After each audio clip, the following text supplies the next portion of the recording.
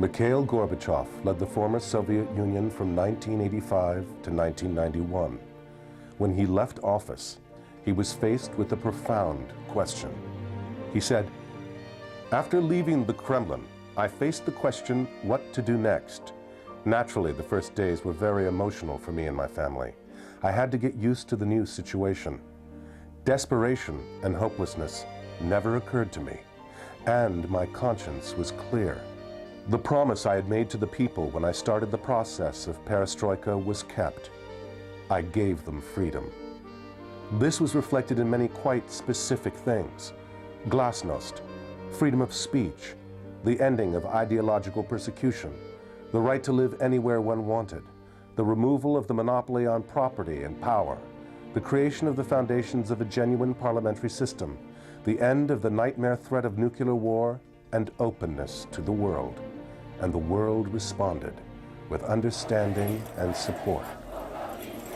We no longer sit as enemies from the Soviet Union, and that's a wonderful thing, and I think history is going to say that Mikhail Gorbachev, more than any other single individual, gets credit for that.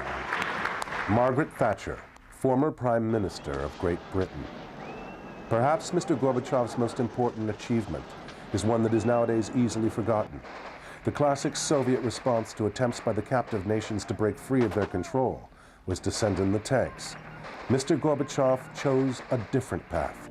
He proved that he was a true man of peace.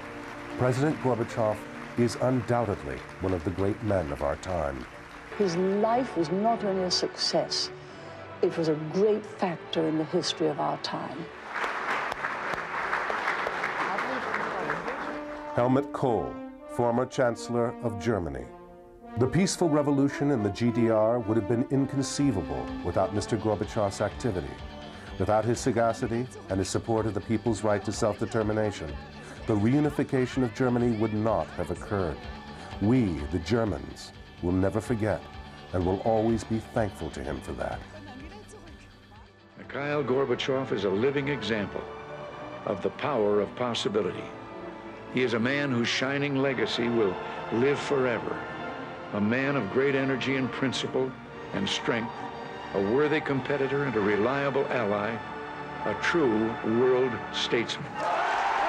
James A. Baker III, former Secretary of State. President Mikhail Gorbachev is truly a heroic and historic figure. Thanks to him, hundreds of millions of people around the world today enjoy immensely more hopeful lives. This is true not only for the citizens of the former Soviet Union, or even for the peoples of Central and Eastern Europe. It is true for Americans and residents of Western Europe. For this, the world is forever in his debt. For this, he rightly received the Nobel Prize for Peace. I'd like to present our third Nobel laureate, one of the century's true giants, President Mikhail Gorbachev.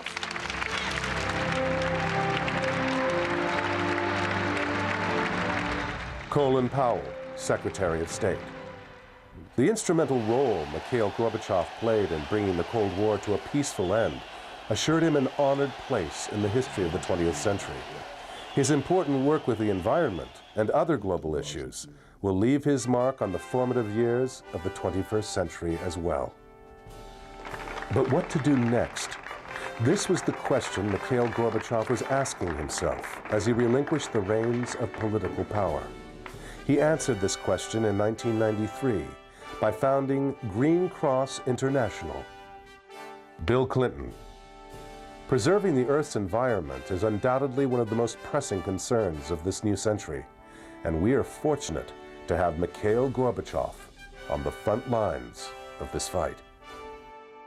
I'm Bill Moyers, and for many of us, I want to thank you, Mr. Gorbachev, for your leadership on issues of the global environment. The air we breathe, the water we drink, the land that nurtures our food, these are the gifts of nature to all of us and cannot be left to the nationalistic, parochial, or petty concerns that divided us in the 20th century. So for all of us, including my own 4 grandchildren, I want to thank you, Mikhail Gorbachev, for your role as a statesman of the environment and a man for our future.